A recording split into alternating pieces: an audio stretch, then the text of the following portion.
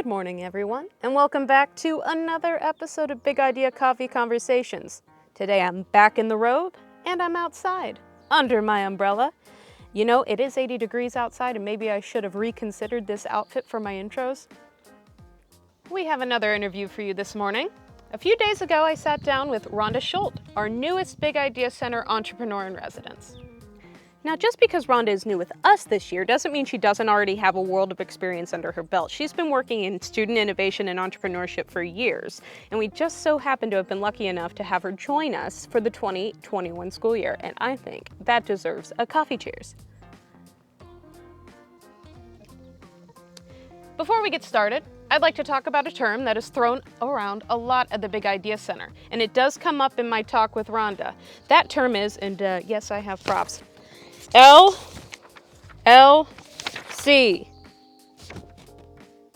So what does LLC stand for? Typically, in the world of entrepreneurship, LLC stands for Limited Liability Company, which is a type of business designation that is common amongst startups. It's a legal setup that protects your personal assets from that of your business.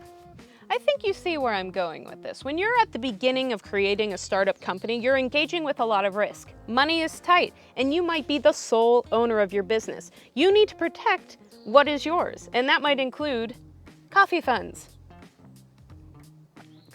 As it just so happens, the very same acronym is used throughout the University of Pittsburgh to describe something that has nothing to do with business at all. Here at the Big Idea Center, we run the Innovation Living Learning Community, which is a live-in experience for first-year students who want to engage in innovation and entrepreneurship. The purpose of a living learning community is exactly what it sounds like. You get to live in a place with people who share similar interests and fields of study as you. And that's the kind of LLC that Rhonda and I talk about in our interview today. Okay, so I know this intro has become a little long in the tooth, but I think somebody might benefit from this. As I said last week, the Big Idea Center is for everyone, and that includes people who had not had any knowledge about the definitions before I talked about them using my awesome props.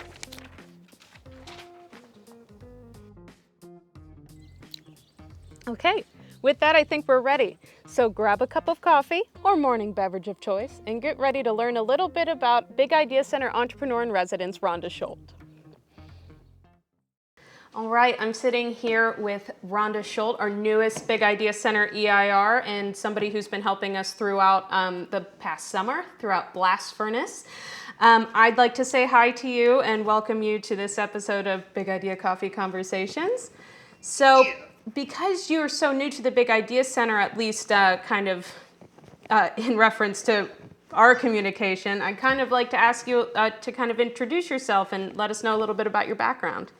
Okay, well, that could take a long time to tell you about my background, but maybe relevant to sort of the Big Idea Center and my role now. I've actually been involved as an EIR with Pitt through Pitt Business since 2015, so about 5 years, maybe going on 6 years. And I've been involved with the Innovation Institute since that time, particularly through that role, and working as an EIR, helping out with the first year of the Innovation Entrepreneurship LLC, which was great. So I was part of that inaugural class. All of those folks have graduated and they're all doing wonderful things. I see them on Facebook and stuff like that. So it's been nice to keep in touch with some of those students who actually, as the first year of the LLC, some of them didn't know they were even getting into that that situation, but they really they all took on the challenge pretty beautifully. And I've stayed involved in a variety of different ways through coaching and mentoring teams through various iterations of Blast Furnace with Randall. Done some judging in that, and it's really nice to sort of now have an official EIR role with the Innovation Institute as well. So what led to all of that is a very winding road, and but it really all started with having conversations with people that I knew in the community. I've been involved in a lot of different things, and as Pitt Business was starting their kind of EIR effort in bringing on entrepreneurial programming within the business school, people that were coming in as EIRs knew me and reached out to me, and that's sort of how I stepped into my role at Pitt. But I have a very varied background, so I don't know if you want to get into that as well. Happy to do that, but one question at a time. Sure, yeah. So actually, I want to kind of circle back to the very beginning. My favorite question to ask people is, what did you want to be when you grew up? The first thing you ever thought about being. It's probably not the same as what you're doing now. Maybe it is, but I'd like to know. No, I never had that. I always wanted to be this one thing. But I do remember as a child playing at different things. So I would pretend to be an architect, for a couple of months and draw pictures of things that I thought would be cool houses or yards or whatever. And then I would decided, no, I want to entertain my family. So I'd spend time creating shows for my family. I played teacher. I tried on all of these different things as a kid. This was a young kid. And so I never really had that, I want to be this when I grew up. But I played around with a lot of different things. So I think that maybe as part of my, if you look at my background, it's a very much of a crazy quilt of different things that all have a thread that does make sense running through it. But yeah, I kind of played around with that. But when I went to college, I went to business school, and I still didn't have a particular idea of what I wanted to do. I just knew that I wanted to have options, and I felt like business was sort of that best place because wherever I was going to work was going to be a business. And so I have an undergraduate degree in finance, because I always felt money matters and finances matter if you're going to be sustainable. And at that point, I thought I wanted to go into corporate law when I was in my undergrad. Changed my mind, that I decided I didn't want to spend another X number of years in law school and then sort of doing the grind of that. Um, and really not knowing where that would lead. It was at a time where there was a glut of lawyers, and I knew people that had law degrees that were working in restaurants, and I thought I better choose a different path than that. So I went to work. All right, sounds good. So you talked a little bit about how you were involved with the Innovation LLC. We actually just got all of our students, our roster. It's quite small, as you can imagine, because we weren't able to really advertise that much this year. But that kind of brings me into a question. It leads me back to the Big Idea Center a bit. Is how did you kind of start getting involved with the Big Idea Center, and what led you to becoming an EIR this year? So I think my getting involved with the Big Idea Center really started with the work that I was doing through my role at Pitt Business and just sort of being a business connection to the Innovation Institute. And it was through the LLC is really where I started because that was the starting point, and it was it was a collaboration between several different schools and the Innovation Institute to create that. And so I played that role. And from there, I Judge Randall. I was mentoring teams at the blast furnace and through Randall and things like that. And so I just got to know Babs and working with her over the years. And so when there was an opportunity, I was delighted that she asked me to join and help out this summer. So. We went through blast furnace, and we know that your kind of specialty that you taught, one of the big topics was customer discovery. But I'm curious though, what is your favorite? I mean, what part are you most excited about working with students as an EIR at the Big Idea Center? You've worked with students before, but I'm wondering specifically with our students how what you're kind of looking forward to.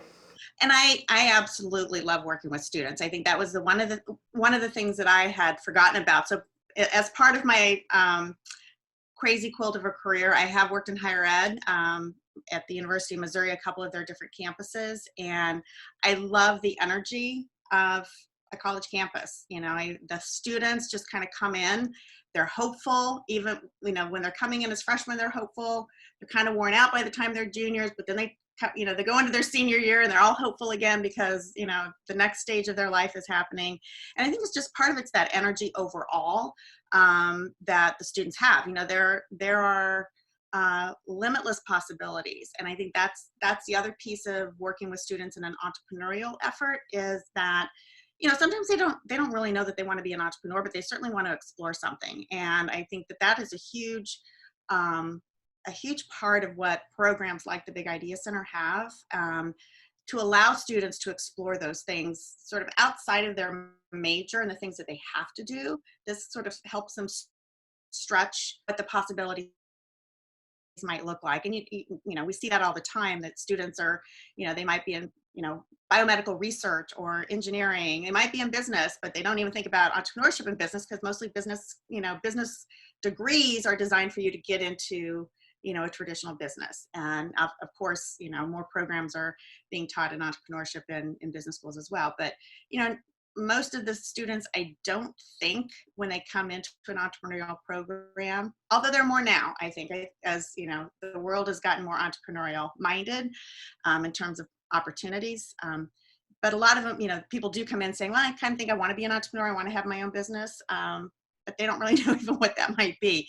And so just coming in and stepping in and exploring what that looks like, and watching the process of students go through that is, you see some of them really transform into something that they couldn't even imagine they could be. And it's really exciting to see them stepping out and going, I created something that I didn't even know I could do. I can do a project, I can write code, I can engineer something, but I never thought I could engineer something that mattered, or, created a program that solved a problem. And I think that's a big part of, again, kind of going back to, what led into this question, is that, when you have students come through and they're looking at, if they do it well and they're looking through the lens of the world out there, and, if I'm going to do something, how do I do something that matters? And, they all of a sudden have to start thinking about not the task ahead, in terms of class or a project, but it's like, what can I do that's not just to fulfill an assignment, but what is it that I could do that can change something? And if you can enter into that earlier on in your academic career, then all of your coursework takes on a different lens. And you can create projects that matter, and when you're paying attention to the world and people outside of your brain, you're solving problems for other people. And it turns into, you can make every class you take sort of an applied effort towards something bigger at the end of it. I'm kind of wondering then, you're talking about, how the process is really exciting to watch for students. So I'm curious, is there a specific project that you've really loved coaching or mentoring on, or is it kind of hard to decide? It's always hard to decide. It's sort of like saying which of your children are your favorite, because that's not fair. But the ones that I like the most are the ones that I start out going, and I never say an idea is a bad idea or a project's a bad project, because who am I to judge? The people out in the world who should want what that person's working on are the ones that are going to determine whether it's a good idea or a good business opportunity or not. But there's some that I look at, I'm like, oh really? I don't get it. But that's okay. I don't tell them that. I just sort of say, okay, we're going to figure this out. And but it's getting out there, and part of it is, it's the they're coming in with an idea for a product or a service, and you have to sort of wrap their heads around the other side of the equation and saying, yeah, that might be what you want to do, but what does the world really want and need and would pay for? If you're going to be sustainable, and it doesn't mean you have to be a business, it could be your nonprofit, but there has to be a money exchange to be able to make it viable. And so watching people who, I don't really get the idea necessarily, or I don't get the product, but I get, I can see the problem they're trying to solve, but they haven't thought about the problem yet. And so getting them to sort of switch around and saying, well, how do I look at this differently? And then when those light bulbs go off, then it really then energizes them, and they become more in love with the problem to solve than the idea that they had. And that's the exciting stuff. It's the ones that are just stuck on the thing that they want to create, and they really don't want to hear what other people, the world has to say, the market has to say. They get very frustrated, and I get frustrated along with them, because they want to go down this path, but their market's trying to pull them over here, but they just don't want to hear it. So I think my favorite ones are the ones that really sort of can get out of their own heads again, and see what the world has to offer in terms of opportunity to do something that makes a difference. Yes, that is definitely something that I learned a lot in Blast Furnace this year, just witnessing it, is falling in love with the problem as opposed to the solution. That's kind of a big thing. And, speaking of Blast Furnace, I did mention earlier that you did a whole section on customer discovery. Is that your favorite kind of topic to work on with teams, or do you have something else that you see as your biggest strength with working with teams? Well, it's probably my favorite, only because I think it's the most crucial part of starting something and continuing on with it. To learn it sounds really simple, um, but and it's not hard to do, but it's hard to take a step back, remove yourself again from what it is you think you want to do, the physical thing, the product, the service that you really think the world should want, and kind of set that aside and go out and really probe. I always, I try to be like an archaeologist. You're really trying to uncover something that other people haven't found yet, because you have to be different somehow.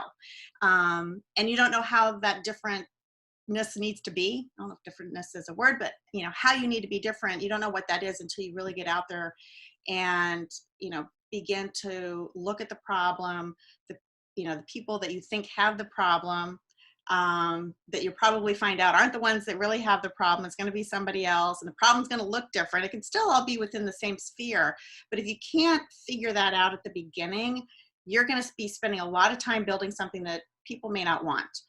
They may not want it at all, or you're going to build it for a piece of a market that's over here and not a larger part of the market over here, because you're focused on what you can create versus what you need to create, can versus need to. And so I think it's a really critical part of the starting process, but it's also something you don't do once.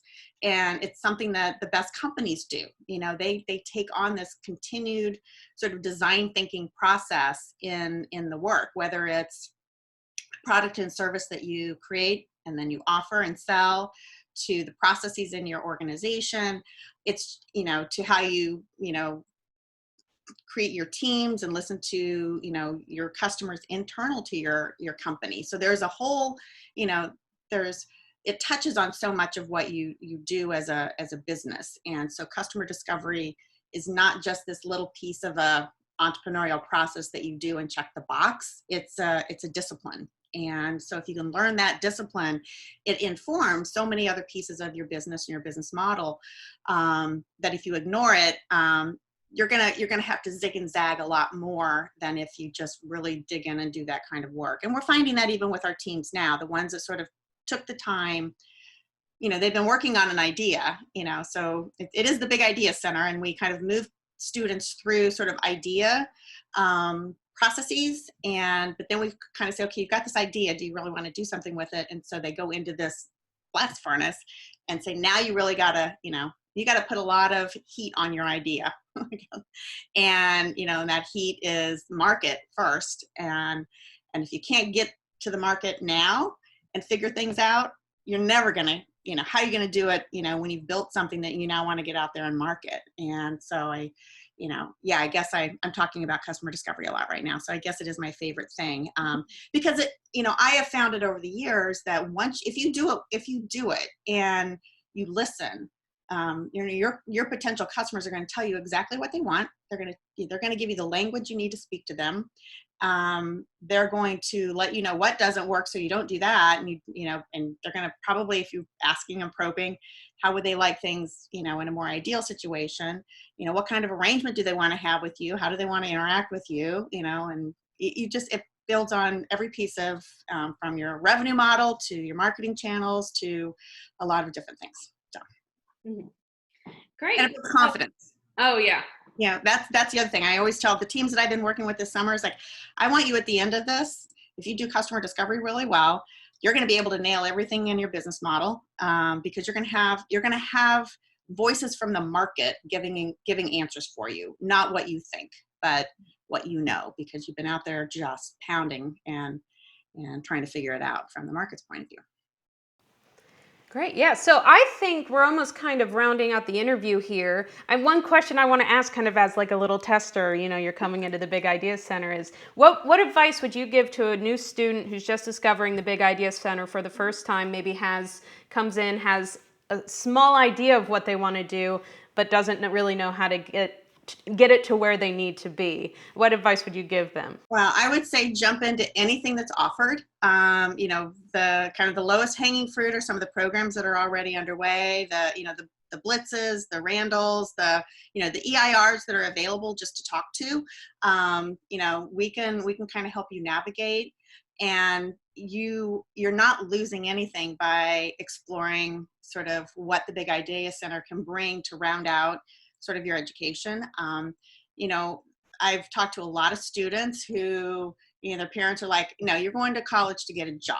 We're not sending you to college to start your own company. You don't necessarily have to start your own company, but if you understand the entrepreneurial process and what it takes to build a company, to be successful, whether you start a company or not, you are adding such an incredible amount of capability and knowledge and experience to your resume, if you will, that you're creative problem solving, you're working with a team, you're understanding, particularly if you're a non-business student. Even if you are a business student, you might not understand the full range of what it takes to make a business successful. You're learning all of that, so you're going to be an incredibly valuable employee. And this is regardless of major. It can be everything from social work to healthcare, engineering, computer science, and everything in between. It's the kind of skills that employers want. So if you are going to go into a traditional job, you have an incredible rounded out set of skills that a lot of people don't have. And you never know, along the way, you might find that thing that you say, okay, I'm going to go out and I'm going to try this. And I know what it's going to take, but I've got that experience from the Big Idea Center at Pitt. I've gone into traditional business, so I see how that works. But I'm ready to take that step out and try to do something myself. So it's, it may not be something you do right away, but it's something you got in your pocket for whenever you want to use it. Well, thank you so much for sitting down and talking to me. It was so great to get to know you a little bit more. Oh, cheers. I'm so glad that I got this chance to just kind of get to know you a little bit better. So, luck to you. Thank you, Rhonda, for sitting down with us this week. It is definitely clear that you love what you do and that you're so ready and eager to work with our students. Now that is a hint to you, student, to make an appointment with Rhonda or the EIR of your choice by going to the link in the bio. Go, like right now, seriously. Like you have nothing to lose, do it now. It takes 5 seconds, I'll wait.